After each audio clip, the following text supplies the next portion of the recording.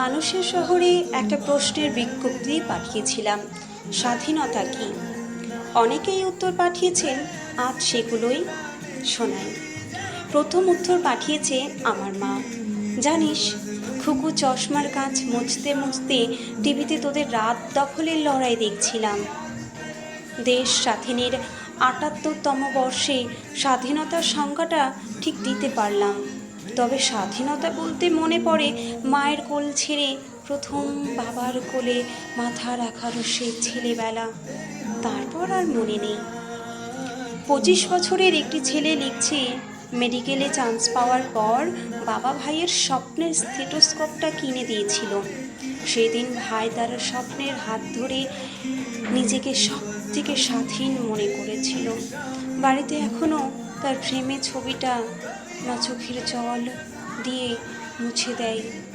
আমি স্বাধীনতার সংজ্ঞাটা ঠিক জানি না।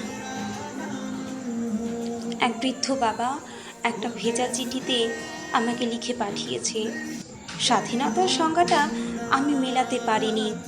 যে সমাজে নরপিশাচের রূপের লালসা আমার খুকুর মতো মেয়ের অকাল মৃত্যু উপহার দেয়, সেই সমাজে স্বাধীনতার সংজ্ঞা অস্তিত্বহীন।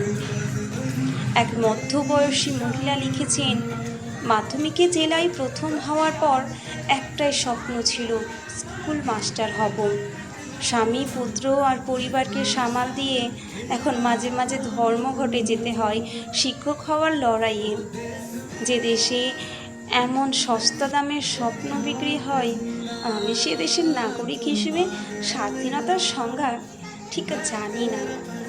৮০ বছরের এক বৃদ্ধা লিখেছেন, নিজেকে নিঃস্ব করে ওর বাবা ছেলেকে মস্ত অফিসার বানিয়েছিল। এখন ছেলের ২ তলার ফ্ল্যাটে আমাদের জায়গা হয় না। আমরা দুজন এখন বৃদ্ধাশ্রমে দিন গুনি। জীবনের শেষ বয়সে এসে স্বাধীনতা কি তা আসলেই বুঝতে পারলাম না।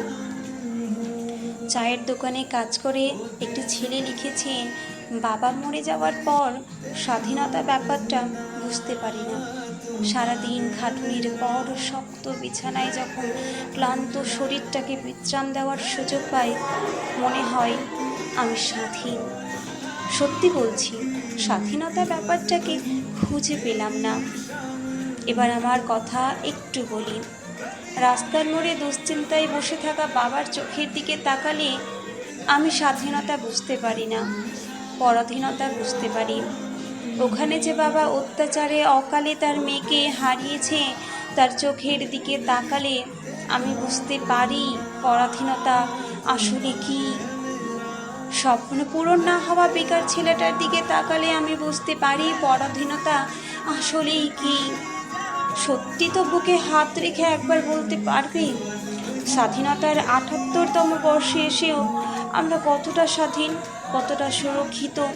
আমরা স্বাধীন দেশের নাগরিক হিসেবে ব্রিটিশ পলায়ন ছাড়া আমরা মানসিকভাবে ঠিক কতটা স্বাধীন হয়েছি?